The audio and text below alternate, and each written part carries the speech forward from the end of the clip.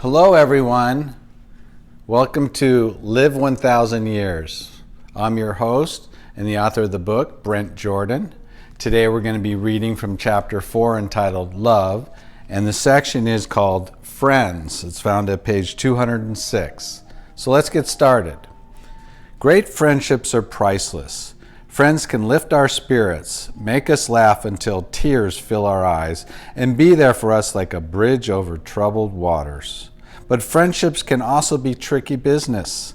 One day our relationship is running smoothly on all 8 cylinders. The next day the radiator overheats and we feel betrayed. I firmly believe we should only surround ourselves with positive and empowering friends whenever possible. People who are equal or more intelligent, funny, creative, skilled, athletic, financially motivated as ourselves. People who see the glass of water half full instead of half empty. When a potential new friend enters our lives or we want to reevaluate our relationship with an existing friend, we should ask ourselves, is this someone who supports me and motivates me and empowers me and takes me in the direction I want to go? If so, give them your time and attention and love.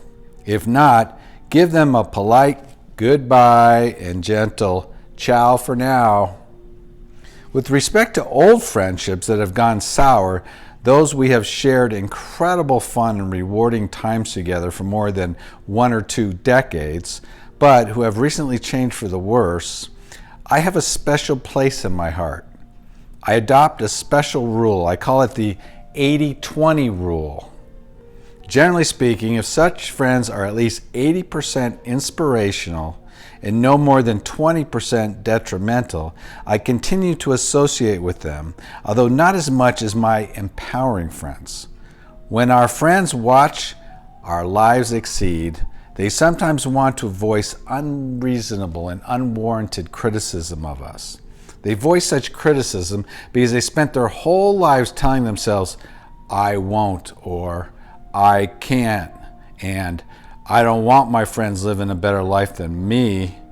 If their criticism is not taken with a grain of salt, our old friends' illusions about themselves and ourselves can hinder our pathway to happiness and success. The bottom line, what these 80-20 friends think and say about us has nothing to do with us. That is, nothing to do with who we are and where we're going, and everything to do with them. I remember such a friend in my life. He rented a home and had an opportunity to own it, but had no money to purchase it. I had the money to purchase it, but no desire to live there. So we entered into a written agreement whereby I provided money for the down payment and escrow costs to purchase the home, and he continued to live there and pay the rent. We agreed to sell the home in 2 years. We did just that, selling the home 2 years later at a substantial profit. And that's when the problems arose. My friend said to me, "Look, Brent, I paid the rent for 2 years, and all you paid was the down payment and escrow costs. My rent money clearly exceeded your money, so I believe I should receive 2/3 of the money profit from the sale, and you should receive 1/3 of the profit from the sale instead of our 50-50 agreement." I couldn't believe my ears. We had mutually agreed upon everything 2 years ago. "Really?" I said. "You actually believe that? We signed a written agreement for 50-50. "Yeah," he said, "I know. Besides, I need the money more than you do, Brent." I remained calm.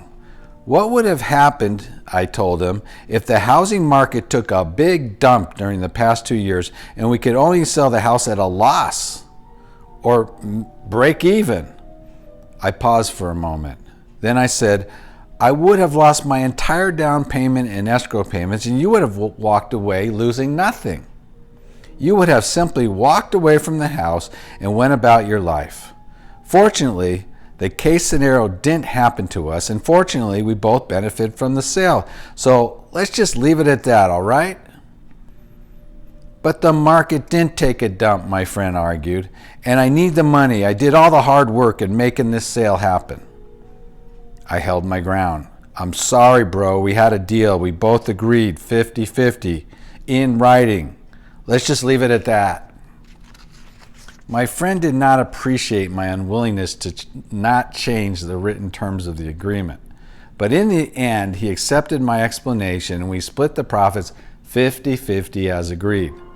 The episode harmed our friendship for several years, despite the fact we earned good money together. But I am happy to report our friendship remains 80% inspirational and no more than 20% detrimental, so we continue to be good friends to this very day.